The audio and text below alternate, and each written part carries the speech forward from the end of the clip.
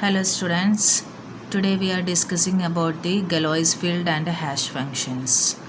First we have to discussing in Galois field. What is a Galois field? Galois field means നമ്മൾ limited number സിസ്റ്റത്തിൽ where all operations are done using modular arithmetic.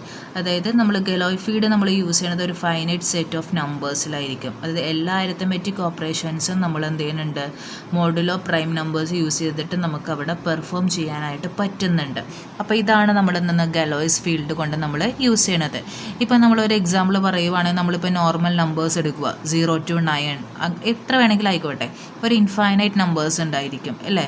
പക്ഷേ ഗലോയ് field പറയണത് ഈ fixed number of elements only ആയിട്ടായിരിക്കും നമ്മൾ എന്ത് ചെയ്യുക, അവിടെ ഗലോയ്സ് ഫീൽഡ് അവിടെ ആക്ട് ചെയ്യുന്നത്. ഗലോയ്സ് ഫീൽഡ് നമ്മൾ റെപ്രസെൻ്റ് ചെയ്യണതാണ് G(P) ആയിട്ടാണ് നമ്മൾ എന്ത് ചെയ്യുക, ഗലോയ്സ് ഫീൽഡിനെ നമ്മൾ റെപ്രസെൻ്റ് ചെയ്യണത്. അപ്പം നമ്മൾ G(P) മീൻസ് ഉദ്ദേശിക്കുന്നത് അവിടെ പ്രൈം നമ്പർ ആയിട്ടായിരിക്കും ആക്ട് ചെയ്യണത്. ഇനി why it is called finite എന്ന് പറയുന്നത് നമുക്ക് ലിമിറ്റഡ് നമ്പർ ഓഫ് സിസ്റ്റംസ് ആണ് നമുക്ക് അവിടെ യൂസ് ചെയ്യണത്. ഇപ്പോൾ G(5) കൊടുത്ത് കഴിയുമ്പോൾ 0 മുതൽ 4 വരെയാണ് നമുക്കവിടെ പോകുന്നത്. അപ്പോൾ ഓൺലി ദീസ് വാല്യൂസ് മാത്രമായിരിക്കും നമുക്ക് അവിടെ എന്ത് ചെയ്യാൻ പറ്റുള്ളൂ, അലോ ചെയ്യാൻ പറ്റുള്ളൂ. അത് അതിനായിട്ടുള്ള വാല്യൂസ് നമുക്ക് എന്ത് ചെയ്യാൻ പറ്റില്ല, അലോ ചെയ്യാനായിട്ട് പറ്റില്ല. അപ്പോൾ അതാണ് ഗലോയ്സ് ഫീൽഡ് നമ്മളൊരു ഫൈനൈറ്റ് സെറ്റ് ഓഫ് നമ്പേഴ്സ് ആണെന്നുള്ളത് നമ്മളിവിടെ പറയുന്നത്. ഇനി ഗലോയ്സ് ഫീൽഡിൻ്റെ മെയിൻ ഇമ്പോർട്ടൻസ് എന്ന് പറയുന്നത് നമ്മൾ യൂസ് ചെയ്യണത് AES എൻക്രിപ്ഷനിൽ യൂസ് ചെയ്യുന്നുണ്ട്, അതേപോലെ RSA മാത്തമാറ്റിക്സിൽ യൂസ് ചെയ്യുന്നുണ്ട്, എറർ കറക്ഷന് വേണ്ടി യൂസ് ചെയ്യുന്നുണ്ട്, പിന്നെ QR കോഡ് സ്കാനിങ്ങിന്, നെറ്റ്വർക്ക് കോഡിംഗ് സിസ്റ്റത്തിന്, ഇതിനെല്ലാം നമ്മൾ എന്ത് ചെയ്യുന്നുണ്ട്, ഗലോയ്സ് ഫീൽഡ് നമ്മൾ ക്രിപ്റ്റോഗ്രാഫിയിൽ യൂസ് ചെയ്യുന്നുണ്ട്. ഇനി മെയിനായിട്ട് ഗലോയ്സ് ഫീൽഡിൻ്റെ എലമെൻസുകൾ എന്ന് പറയുമ്പോൾ അതിൽ ഇപ്പോൾ എല്ലാ ഓപ്പറേഷൻസും നമ്മൾ ഗലോയ് ഫീൽഡിൽ നടക്കുന്നുണ്ട്. ബേസിക് ഓപ്പറേഷൻസുകളെല്ലാമാണ് ഗലോയ്സ് ഫീൽഡിൽ നമ്മൾ പെർഫോം ചെയ്യുന്നത്. അതിൽ ഫസ്റ്റ് വണ്ണാണ് അഡീഷൻ. ഇപ്പം ഗലോയ്സ് ഫീൽഡ് 7ൻ്റെ കേസ് വെച്ചിട്ടാണ് നമ്മളിവിടെ ട്രാക്ക് ചെയ്യുന്നത്. അപ്പോൾ ഫസ്റ്റ് നമ്മളിവിടെ പ്ലസ് അഡീഷൻ എന്ന് പറയുമ്പോൾ ഗലോയ്സ് ഫീൽഡ് ഓഫ് 7 എന്ന് പറയുമ്പോൾ A+B മോഡ് 7 ആണ് നമ്മളിവിടെ ഉദ്ദേശിക്കുന്നത്. അപ്പം AP എന്ന് പറഞ്ഞിട്ടുള്ള വാല്യൂസ് എന്ന് പറയുന്നത് ഇപ്പോൾ 5 + 4 that is equal to 9 mod 7 എന്ന് പറയുമ്പോൾ നമുക്ക് കിട്ടുന്ന വാല്യൂ 2 ആണ് അല്ലേ. അപ്പം അങ്ങനെ ഒരു പെർഫോമൻസ്, അതായത് നമുക്ക് റിസൾട്ട് എന്ന് പറയുന്നത് ആ 7ൻ്റെ ഉള്ളിലായിരിക്കും നമുക്ക് കിട്ടുന്നത്. അങ്ങനെയാണെങ്കിൽ അതെന്താ, അവിടെ ഓപ്പറേഷൻ കറക്റ്റായിട്ടാണ് നടന്നിക്കണമെന്നുള്ളത് നമുക്ക് പറയാം. ഇനി അടുത്ത ഒരു ബേസിക് ഓപ്പറേഷനാണ് സബ്ട്രാക്ഷൻ. സബ്ട്രാക്ഷൻ നമ്മൾ കാണുന്നതാണ് A-B മോഡ് 7. അപ്പം നമ്മളിപ്പോൾ രണ്ട് വാല്യൂസ് എടുക്കുന്നതിന് 3 - 6. 3 - 6 ഇടുമ്പോൾ -3 ആണ് അല്ലേ. -3 മോഡ് 7 നോക്കുമ്പോൾ നമുക്ക് കിട്ടുന്ന വാല്യൂ എന്താ, 4 ആണ്. പിന്നെ നമുക്കറിയാം നെഗറ്റീവ് നമ്പേഴ്സിൻ്റെ മോഡ് ചെയ്യണ സമയത്ത് നമുക്ക് എന്താ ചെയ്താൽ മതി, ആ കിട്ടിയിരിക്കുന്ന വാല്യൂസ് കൊണ്ട് ആഡ് ചെയ്യുമ്പോൾ കിട്ടുന്ന റിസൾട്ട് എന്താണോ അതായിരിക്കും നമ്മുടെ ഫൈനൽ റിസൾട്ട് എന്ന് പറയുന്നത്. അപ്പോൾ 4 ആണ് കിട്ടിയിരിക്കുന്നത്. 4 എന്ന് പറയുന്നത് എന്താ, ഗലോയ്സ് ഫീൽഡോ 7ൻ്റെ ഉള്ളിൽ വരുന്നതാണ് അല്ലേ. നമ്മുടെ 7ൻ്റെ ഉള്ളിലുള്ള ഫാക്ടേഴ്സ് എന്ന് പറയുന്നത് 0 മുതൽ 6 വരെയാണ്. അപ്പോൾ 0 മുതൽ 6 വരെയിൽ 4 ഓൾറെഡി അതിൻ്റെ അകത്തുണ്ട്. അപ്പോൾ നമുക്കത് പറയാൻ പറ്റും. ഇനി അടുത്ത ഓപ്പറേഷനാണ് മൾട്ടിപ്ലിക്കേഷൻ. മൾട്ടിപ്ലിക്കേഷൻ നമ്മൾ പറയുന്നതാണ് ക്രോസ് വെച്ചിട്ടാണ് നമ്മൾ മൾട്ടിപ്ലിക്കേഷൻ നമ്മൾ പറയുന്നത്. അത് A×B മോഡ് 7 ആണ്. അത് ചെയ്യുമ്പോൾ നമുക്ക് കിട്ടുന്ന വാല്യൂ എന്താ, 2 ആണ്. 2 ഈസ് എന്താ, ഇൻസൈഡ് ഓഫ് ദി 7 ആയിരിക്കും. നെക്സ്റ്റ് വൺ ആണ് മൾട്ടിപ്ലിക്കേറ്റീവ് ഇൻവേഴ്സ്. അതായത് നമ്മൾ ഡിവിഷൻ ഇവിടെ പെർഫോം ചെയ്യില്ല. ഇൻസ്റ്റെഡ് ഓഫ് ഡിവിഷന് പകരം നമ്മളിവിടെ യൂസ് ചെയ്യണതാണ് എന്തെന്ന്, മൾട്ടിപ്ലിക്കേറ്റീവ് ഇൻവേഴ്സ് എന്ന് പറയുന്നത്. അപ്പോൾ അത് കോൺഗ്രുവൻ്റ് റിലേഷൻ വെച്ചിട്ടാണ് മൾട്ടിപ്ലിക്കേറ്റീവ് ഇൻവേഴ്സ് നമ്മൾ കാണിക്കുന്നത്. അപ്പോൾ അതും എന്തായിരിക്കും, ഒരു ഇൻറ്റർ പാർട്ടിലായിരിക്കും നമ്മൾ യൂസ് ചെയ്യുക. ഇപ്പോൾ ഇൻവേഴ്സ് ഓഫ് 0 എന്ന് പറയുമ്പോൾ 0യുടെ കേസിൽ നമുക്കൊരു ഇൻവേഴ്സ് നടക്കില്ല. അപ്പോൾ അതൊരു നോൺ സീറോ എലമെൻ്റ് ആയിട്ടായിരിക്കും അവിടെ എന്ത് ചെയ്യുക, അത് ആക്ട് ചെയ്യുന്നത്. അപ്പോൾ ഇതേ സെയിം മാനറിൽ തന്നെ G(5) ഉപയോഗിച്ച് നിങ്ങൾക്ക് ട്രാക്ക് ചെയ്ത് നോക്കാം. ട്രാക്ക് ചെയ്ത് നോക്കുമ്പോഴും അത് കറസ്പോണ്ടിങ് ഏതൊക്കെ ബേസിക് ഓപ്പറേഷൻസുകൾ പെർഫോം ചെയ്യണം എന്നുള്ളത് നമുക്ക് എന്ത് ചെയ്യാൻ പറ്റും, ഐഡൻറ്റിഫൈ ചെയ്യാനായിട്ട് പറ്റും. ഇനി നെക്സ്റ്റ് വണ്ണാണ്, അതായത് നമ്മളിപ്പം ഗലോയ്സ് ഫീൽഡ് മീൻസ് ഉദ്ദേശിക്കുന്നത് ഒരു final field with P elements where all arithmetic operations are performed in modulo prime number ആണ്. ഇനി നെക്സ്റ്റ് വണ്ണാണ് ഹാഷ് ഫംഗ്ഷൻ. അപ്പോൾ ഹാഷ് ഫംഗ്ഷൻ എന്ന് പറയുമ്പോൾ നമുക്ക് ഇത് കൺവേർട്ട് ചെയ്യുക, അതായത് എനി സൈസ് ഇൻപുട്ടിന് ഒരു ഫിക്സഡ് സൈസ് ഇൻപുട്ടിലേക്ക് നമുക്ക് എന്ത് ചെയ്യുക, കൺവേർട്ട് ചെയ്യാൻ വേണ്ടിയാണ് നമ്മൾ എന്ത് ചെയ്യുക, ഹാഷ് ഫംഗ്ഷൻസ് യൂസ് ചെയ്യുന്നത്. ഇപ്പോൾ ഫോർ എക്സാമ്പിൾ പറയുകയാണെങ്കിൽ ഹലോനെ നമ്മൾ ഒരു ഹാഷ് ഫിക്സഡ് ലെങ്ത് ഓഫ് ഔട്ട്പുട്ടിലേക്ക് ഞാൻ എന്ത് ചെയ്യും, കൺവേർട്ട് ചെയ്യും. അതായത് നമുക്ക് കൊടുക്കുന്ന ഇൻപുട്ട് എത്ര ലെങ്ത് ആയിക്കോട്ടെ, പക്ഷേ നമുക്കൊരു ഫിക്സഡ് ലെങ്ത് ഓഫ് ഔട്ട്പുട്ട് ആയിരിക്കും അവിടെ എന്ത് ചെയ്യുക. ഒരു റാൻഡം വേയിലായിരിക്കും അവിടെ എന്ത് ചെയ്യുക പെർഫോം ചെയ്യുന്നത്. അപ്പം ചിലപ്പോൾ ഒരു സ്മോൾ ചേഞ്ചസ് ആയിരിക്കും അവിടെ വരുന്നത്, പക്ഷേ പ്രൊഡ്യൂസ് ചെയ്യുമ്പോൾ എന്താ ഡിഫറെൻറ്റ് ഹാഷ് ഫംഗ്ഷൻ ആയിരിക്കും അവിടെ യൂസ് ചെയ്യുന്നത്. അപ്പം അങ്ങനെയായിരിക്കാം നമുക്ക് അവിടെ എന്ത് ചെയ്യുക പെർഫോം ചെയ്യുന്നത്. അപ്പോൾ ഇതാണ് എന്തെന്ന് ഹാഷ് ഫംഗ്ഷൻ എന്ന് പറയുന്നത്. അപ്പം main properties of hash functions നമ്മൾ മെയിൻ്റെ പ്രോപ്പർട്ടീസ് എന്ന് പറയുന്നതാണ് ഫസ്റ്റ് വൺ ഡിറ്റർമിനിസ്റ്റിക് എന്ന് പറയുന്നത്.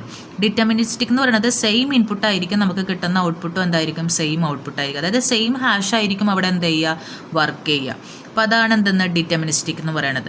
നെക്സ്റ്റ് വൺ ആണ് fixed length output. Fixed length output എന്ന് പറയുമ്പോൾ നമുക്ക് ഔട്ട്പുട്ട് എന്ന് പറയുന്നത് എപ്പോഴും സ്റ്റിൽ ഫിക്സഡ് ആയിരിക്കും, അതൊരിക്കലും ചേഞ്ച് ചെയ്യില്ല, കോൺസ്റ്റൻ്റ് ആയിട്ടായിരിക്കും നമുക്ക് കാണിക്കുന്നത്.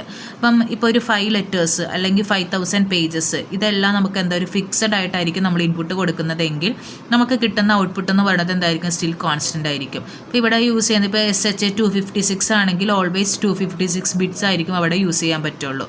അതായത് SHA means secure hash algorithm. അതുപോലെ MD5 ആണെങ്കിൽ അവിടെ 128 ബിറ്റ്സ് മാത്രമേ നമുക്ക് അവിടെ എന്ത് ചെയ്യാൻ പറ്റുള്ളൂ യൂസ് ചെയ്യാൻ പറ്റുള്ളൂ. അതായത് മെസ്സേജ് ഡൈജസ്റ്റ് അൽഗോരിതത്തിൽ അത്ര മാത്രമേ യൂസ് ചെയ്യാൻ പറ്റുള്ളൂ. പിന്നെ മൂന്നാമത്തെ കേസാണ് വൺ വേ ഫംഗ്ഷൻ. അതുപോലെ തന്നെ ഫാസ്റ്റ് കമ്പ്യൂട്ടേഷൻ ഉണ്ട്. ഫാസ്റ്റ് കമ്പ്യൂട്ടേഷൻ എന്ന് മീൻസ് ഉദ്ദേശിക്കുന്നത് നമുക്ക് കമ്പ്യൂട്ടേഷൻ കുറച്ചും കൂടി ക്വിക്ക്ലി ആയിട്ട് നമുക്ക് നടക്കും. അതുപോലെ പ്രീ ഇമേജ് റെസിസ്റ്റൻസ് ഉണ്ട്, അതാണ് one way property. One way property എന്ന് പറയുമ്പോൾ മെസ്സേജ് നമ്മൾ എന്ത് ചെയ്യുന്നുണ്ട് ഒരു ഹാഷിലേക്ക് നമ്മൾ പെർഫോം ചെയ്യുക. അപ്പോൾ അത് നമ്മളൊരു ഹാഷ് വാല്യൂ വെച്ചിട്ടായിരിക്കും അത് എന്ത് ചെയ്യുക ട്രാക്ക് ചെയ്യുക. അതായത് മെസ്സേജിനെ ഹാഷിലേക്കാണ് നമ്മളൊരു പ്ലെയിൻ ടെക്സ്റ്റിലേക്ക് കൊടുക്കുമ്പോൾ അതിനെ നമുക്ക് നമുക്ക് ഈസിലി ആയിട്ട് നമുക്കത് ചെയ്യാൻ പറ്റില്ല. അതായത് ഹാഷിൽ നിന്ന് തിരിച്ചൊരു മെസ്സേജ് ആക്കാൻ പറ്റില്ല, ഒറിജിനൽ മെസ്സേജ് ആക്കാൻ പറ്റില്ല. മെസ്സേജിനെ ഹാഷാക്കി മാത്രമേ മാറ്റാൻ പറ്റുള്ളൂ. അപ്പോൾ അതാണ് അതെന്ന് വൺ വേ പ്രോപ്പർട്ടി എന്ന് പറയുന്നത്. ഇനി സെക്കൻഡ് പ്രീ ഇമേജ് റെസിസ്റ്റൻസ് എന്ന് പറയുമ്പോൾ നമുക്ക് എന്ത് ചെയ്യാൻ പറ്റും, ഇപ്പം നമുക്ക് കുറച്ചും കൂടി ഇപ്പോൾ ഒരു ഫസ്റ്റ് മെസ്സേജ് വന്നിട്ടുണ്ടാകാം, പക്ഷേ ആ ഫസ്റ്റ് മെസ്സേജിൽ നിന്ന് അതേപോലെ സെക്കൻഡ് മെസ്സേജിൽ നിന്ന് ഒരു ഫസ്റ്റ് മെസ്സേജ് ജനറേറ്റ് ചെയ്യാൻ കുറച്ച് ബുദ്ധിമുട്ടായിരിക്കാം. പക്ഷേ ഫസ്റ്റ് മെസ്സേജും സെക്കൻഡ് മെസ്സേജും ചില സമയത്ത് എന്താകാം ഈക്വൽ ആകാം ചെയ്യാം. അപ്പോൾ അതാണ് സെക്കൻഡ് പ്രീ ഇമേജ് റെസിസ്റ്റൻസ് എന്ന് പറയുന്നത്. പിന്നെ വരുന്നതാണ് കൊളീഷൻ റെസിസ്റ്റൻസ്. കൊളീഷൻ റെസിസ്റ്റൻസ് എന്ന് പറയുന്നത് ഭയങ്കര ഡിഫിക്കൽട്ടി ആയിരിക്കും കണ്ടുപിടിക്കാനായിട്ട്. അതായത് ഇപ്പോൾ ഒരു ഇൻപുട്ട് ഞാൻ 15 കൊടുത്തു. അപ്പം 15 കൊടുത്തതിന് കഴിയുമ്പോൾ എൻ്റെ ഹാഷ് ഫാങ് വാല്യൂ എന്ന് പറയുന്നത് 15 മോഡുലോ ചെയ്യുമ്പോൾ 5 ആയിരിക്കും. 25 കൊടുത്ത് കഴിയുമ്പോഴും എനിക്ക് കിട്ടുന്ന വാല്യൂ 5 ആയിരിക്കും. അപ്പോൾ എനിക്ക് കുറച്ച് ഡിഫിക്കൽട്ടായിരിക്കും. അതായത് ഫസ്റ്റ് മെസ്സേജും സെക്കൻഡ് മെസ്സേജും ഈക്വൽ ആണെന്ന് നമ്മൾ കണ്ടീഷനിൽ പറയുന്നുണ്ടെങ്കിലും പക്ഷെ അതെന്തായിരിക്കും ഈക്വൽ അല്ലായിരിക്കാം. അപ്പോൾ അതാണ് അതെന്നൊരു കൊളീഷൻ റെസിസ്റ്റൻസ് എന്ന് പറയുന്നത്. കാരണം രണ്ടിനും ചിലപ്പോൾ ഒരു വാല്യൂ ആയിരിക്കാം, വരാതെ ആകാം. അപ്പോൾ അതാണ് കൊളീഷൻ റെസിസ്റ്റൻസ് എന്ന് പറയുന്നത്. പിന്നെ നമ്മൾ പോപ്പുലർലി നമ്മൾ കുറച്ച് ഹാഷ് അൽഗോരിതംസ് യൂസ് ചെയ്യുന്നുണ്ട്.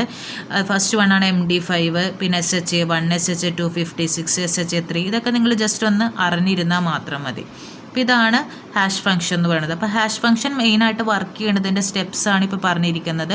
ഫസ്റ്റ് തന്നിരിക്കുന്ന ഒരു മെസ്സേജിനെ നമ്മൾ ബ്ലോക്കായിട്ട് ഡിവൈഡ് ചെയ്യും, എന്നിട്ട് നമ്മളവിടെ പാഡിങ് ചെയ്യും. പാഡിങ് മീൻസ് എക്സ്ട്രാ ബിറ്റാണ് നമ്മൾ ആഡ് ചെയ്യുന്നത്. നമ്മൾ ആദ്യം കണ്ടിരുന്നില്ലേ, ഒരു ഹലോ എന്ന് പറഞ്ഞ മെസ്സേജ് നമ്മൾ കൊടുത്തു, അതിൻ്റെ ആസ്കി വാല്യൂ കണ്ടുപിടിച്ചു, അതിൽ നമ്മളൊരു കീ കൊടുത്തു, ആ കീനെ നമ്മൾ എന്ത് ചെയ്തു ഇതിലേക്ക് ആഡ് ചെയ്തു. അപ്പോൾ ഒരു ഇനീഷ്യൽ വാല്യൂ നമുക്ക് അവിടെ യൂസ് ചെയ്യുന്നുണ്ടാകുക, അതിനെ നമ്മൾ എന്ത് ചെയ്യും ഒരു കംപ്രഷൻ അപ്ലൈ ചെയ്ത് അവിടെ റിപ്പീറ്റ് ആയിട്ട് നമുക്ക് യൂസ് ചെയ്യും. അപ്പോൾ നമുക്ക് ഒരു ഫൈനൽ ഒരു മോഡിഫൈഡ് ആയിട്ടുള്ള ഒരു റിസൾട്ട് ആയിരിക്കും അവിടെ എന്ത് ചെയ്യുക പെർഫോം ചെയ്യുന്നത്. അപ്പോൾ അതായത് മെസ്സേജിനെ പാഡ് ചെയ്ത് ബ്ലോക്ക് പ്രോസസ്സിങ് ചെയ്ത് ഒരു ഫൈനൽ ഡൈജസ്റ്റ് അവിടെ എന്ത് ചെയ്യുന്നുണ്ട് പെർഫോം ചെയ്യുന്നുണ്ട്. ഇനി മെയിൻ ഹാഷ് ഫംഗ്ഷൻ്റെ ആപ്ലിക്കേഷൻസ് എന്ന് പറയുന്നത് നമുക്ക് പാസ്വേഡ് സ്റ്റോറേജിന്, അതായത് നമുക്കിപ്പം ഇൻസ്റ്റെഡ് ഓഫ് സ്റ്റോറിങ് പാസ്വേഡിൻ്റെ കേസിൽ നമുക്ക് ഹാഷ് കീ ഉപയോഗിച്ച് നമുക്ക് സ്റ്റോർ ചെയ്യാനായിട്ട് പറ്റും. അത് നമ്മൾ ഹാഷിൻ്റെ യൂസ് ചെയ്തിട്ട് നമ്മളിപ്പോൾ എൻറ്റേർഡ് പാസ്വേഡ് നമുക്ക് കമ്പയർ ചെയ്യാനായിട്ട് പറ്റും. അതുപോലെ ഡിജിറ്റൽ സിഗ്നേച്ചറിൻ്റെ കേസിൽ, ഡാറ്റ ഇൻറ്റിഗ്രിറ്റിയുടെ കേസിൽ, ബ്ലോക്ക് ചെയിൻ്റെ കേസിൽ, ഇതിലൊക്കെ നമ്മൾ എന്ത് ചെയ്യുന്നുണ്ട് ഹാഷ് ഫംഗ്ഷൻ യൂസ് ചെയ്യുന്നുണ്ട്. ഇനി നമുക്ക് വേറൊരു ഇമ്പോർട്ടൻറ്റ് ടോപ്പിക്കാണ് ചോദിക്കാറുള്ളത്, difference between hash and encryption. അപ്പം ഹാഷും എൻക്രിപ്ഷനും ഒരിക്കലും ഈക്വൽ അല്ല. ഹാഷ് എന്ന് പറയുന്നത് 1 വേ ആണ്, എൻക്രിപ്ഷൻ 2 വേ ആണ്. മറ്റേത് 8 റിവേഴ്സിബിൾ ആണെങ്കിൽ ഇവിടെ എന്താ റിവേഴ്സിബിൾ തന്നെയായിരിക്കും 2 കേസിലും. പക്ഷേ ഹാഷിങ്ങിൽ നമ്മൾ കീ ഒന്നും യൂസ് ചെയ്തിട്ടില്ല. മറ്റേതിൽ എന്താ പബ്ലിക് കീ യൂസ് ചെയ്തിട്ടായിരിക്കും നമ്മളൊരു കീ യൂസ് ചെയ്യുന്നുണ്ട്, ആ കീ യൂസ് ചെയ്തിട്ടായിരിക്കും എൻക്രിപ്ഷൻ അവിടെ വർക്ക് ചെയ്യുക. അതുപോലെ രണ്ടും സെക്യൂരിറ്റി, അതായത് ഒരെണ്ണം ഇൻറ്റഗ്രിറ്റി ആണെങ്കിൽ അതൊരെണ്ണം മറ്റേത് എന്തായിരിക്കും സെക്യൂരിറ്റിക്ക് വേണ്ടിയായിരിക്കും. അതുപോലെ ഒരെണ്ണം പാസ്വേഡിന് വേണ്ടിയും ഒരെണ്ണം മെസ്സേജിന് വേണ്ടിയായിരിക്കും അവിടെ എന്ത് ചെയ്യുക യൂസ് ചെയ്യുക.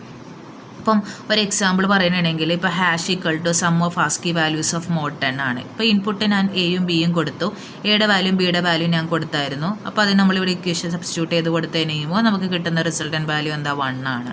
അപ്പോൾ സോ നമ്മളിപ്പോൾ ഹാഷ് എന്ന് പറയുന്നത് ഒരിക്കലും എൻക്രിപ്ഷനോട് ഈക്വലൻ്റ് ആയിട്ട് നമുക്ക് എന്ത് ചെയ്യാൻ പറ്റില്ല, യൂസ് ചെയ്യാനായിട്ട് പറ്റില്ല.